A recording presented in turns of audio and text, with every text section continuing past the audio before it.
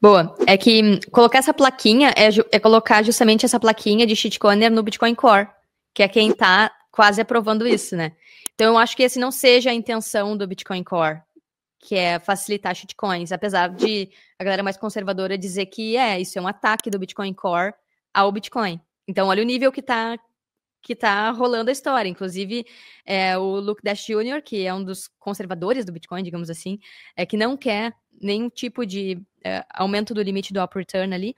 Ele tá falando que o Jameson Lopp, que é outro antigo dev do Bitcoin Core, não é mais, mas que estava ali debatendo no GitHub, ele foi até excluído da discussão por um tempo, e é esse o debate. Por que estão excluindo gente do debate?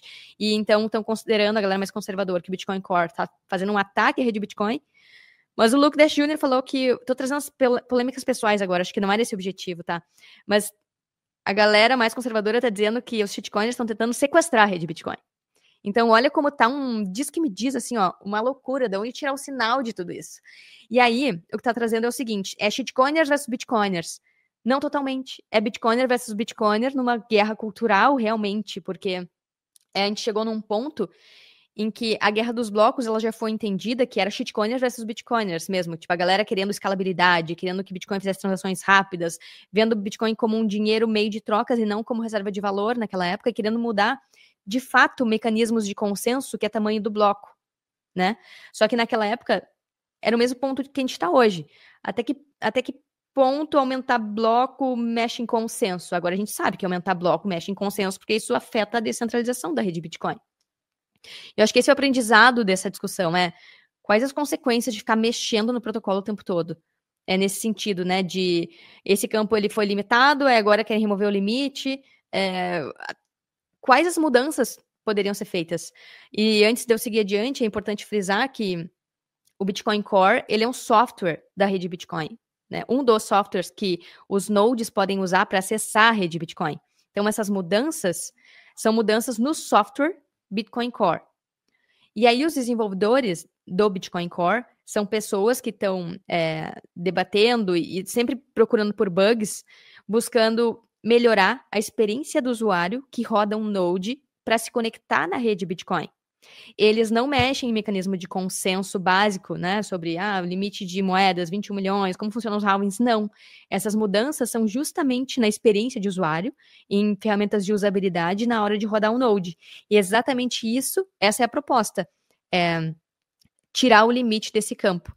Que hoje, e aí esse também é o centro da discussão, hoje esse limite, cada pessoa que roda um node do Bitcoin Core pode escolher esse limite.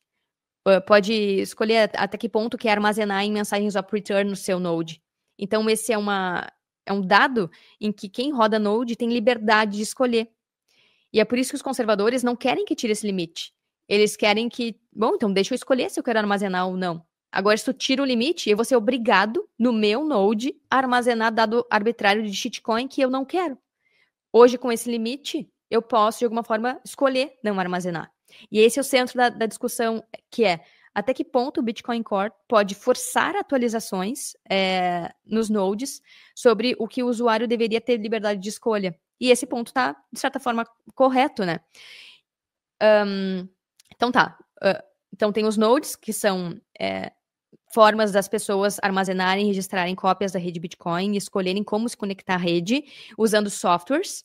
E até então, o Bitcoin Core era o principal software. Existiam outros, mas pouco usados.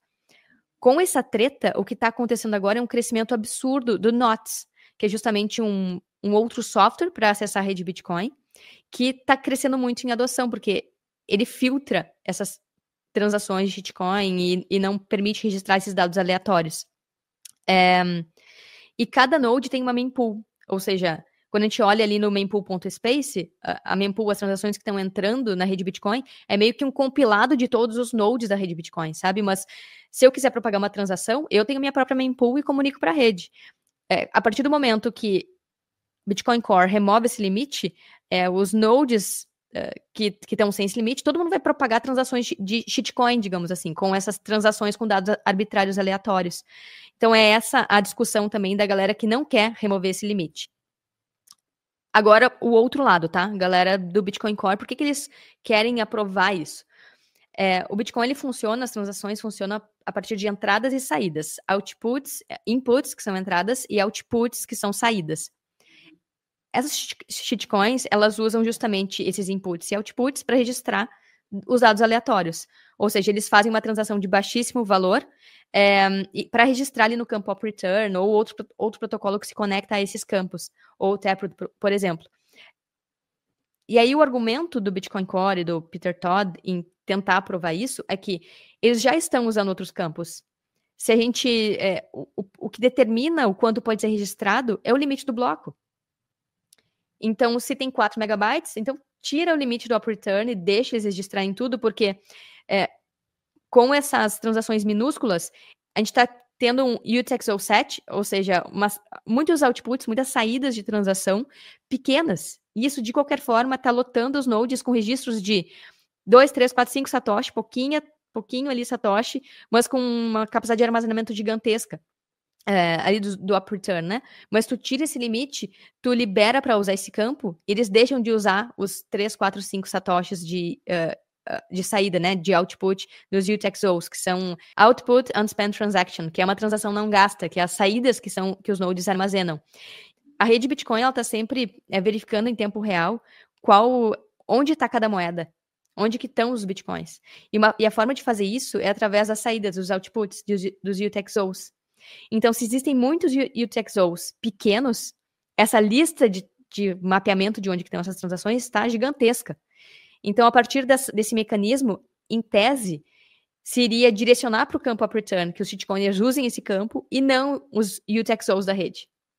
Só que a galera que não quer essa atualização, que esse pull request passe, eles estão dizendo, eles vão usar de qualquer forma, tu abrindo ou não o campo of return e tirando esse limite, não vai adiantar de nada, os shitcoiners vão usar tudo de qualquer forma, vai ser pior, tu vai chancelar ainda mais armazenamento de dado de forma ilimitada na rede Bitcoin.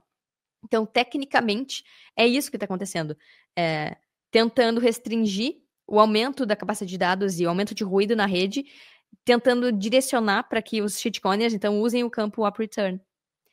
E aí, é essa guerra de narrativas. Tipo, ok, então tu vai dizer ok, tu vai concordar em não usar a rede Bitcoin para fins monetários e financeiros, para processar transações, e tu vai facilitar o uso para armazenar dados aleatórios, lixo de shitcoin. E é nesse ponto que a gente tá. Peraí. Aí o que tu tá dizendo é o seguinte: se tanto faz... Existe alternativa? Se tanto faz, se os shitcoiners vão usar outros campos igual, mexendo no return ou não, então a gente está sem saída nesse aspecto. Não tem muito o que fazer, né? Os shitcoiners vão usar e vão lotar os blocos e tudo isso vai acontecer de qualquer forma. Exato, mas é que o ponto é, se vai acontecer de qualquer forma, por que facilitar a vida deles? Por que tirar o limite, então? Se eles vão usar igual, então... usa o que eles já estão conseguindo usar, né?